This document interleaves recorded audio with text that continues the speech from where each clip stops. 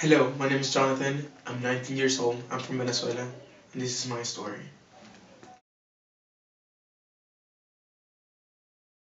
I was born in a really small town in Venezuela, and it's called Wiria. It's a really, really small town at the northeast of Venezuela. Um, my family, they have worked there for a long, long time. My grandparents, they have their business and everything there. And when I was 6 years old, after that, I moved to Puerto La Cruz. That's a bigger city in Venezuela. I lived in Puerto La Cruz until I was 15 years old. Then I moved out of Puerto La Cruz and I moved to France. I was living 1.5 years there. And then after that, I was living like a week and a half or something like that in Italy. It wasn't not living, I was like transitioning between France and going back to Venezuela. So I stayed a week and a half in, no, a week and a half in Germany and 2 weeks and a half in Italy. And then after that, I came back to Venezuela when I was almost 18 years old. And then since then, I'm here in Boston since last year. And yeah, that's give you a background on what's actually going on now and how all this started. 1998, President Hugo Chavez, he started his revolution in Venezuela to change the country, and a lot of people actually at that time supported. Even some of the people in my family, not close people to me, but some people in my family, they supported Chavez at that time because he was talking about new ideas and how to bring up a new, different kind of setting, political settings to the country that no one knew before that. At that time, they call it socialist. They call it so many different names. They change it every 2 years, something. And what happened is that after that, until 2013, that President Chavez died, we had, I mean, what, 15 years? It's a long time being in the power, and a lot of stuff changed. I have to say that not everything I'm gonna say it's against this idea that Chavez had before, because I also realized that when I was growing up in Venezuela, I found out that so many people who were in a really, really low class, social class, they actually changed their life to a better high class thanks to the changes that Chavez did. But then if you apply that to, for example, my family, we had a lot of struggle trying to grow up, like change to a higher social class because of what Chavez was doing. So then you have like positive side of it, negative side of it. But okay, wrapping it up. 2013, Chavez died, and Nicolas Maduro, his privileged son or whatever he wants to call himself now, gets to the power. They actually tried to do some elections. They did elections, presidential elections, for the 14th of February last year, but it didn't work out. I mean, I still don't believe that actually Nicolas Maduro won that. I think that it was a fraud, but you have to do what they say, sadly. So what's going on now in Venezuela is that students, like people like me, people my age, 20 to 25 years old, they are tired of it. They grew up in a Venezuela where their families always told them like, oh, when I was young, it was so easy to go out and play with my friends. And they grew up in a Venezuela that it was actually safe.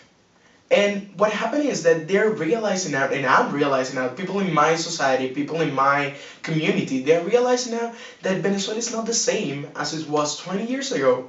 When I grew up, I could still go out, play with my friends, play ball on the street, and nothing could happen. My mom will be inside my house, okay, calm. Now you can't do that. You can't sleep with your door locked without locking your door. I mean, you can't go out to the street if you don't have a security guard. You don't live there. You survive there.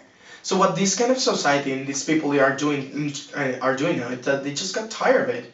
So we want to change the government. We want to change the country, and we're trying to change it in a specific way that it started 2 days ago, but now it's turned out into a lot of different political, economical, even religious aspects going on now that I realize today.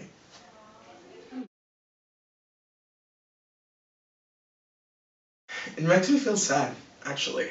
And it's sad for me to see people my age fighting for my country and not being able to be there and help them do that. And that was something that I did while I was there.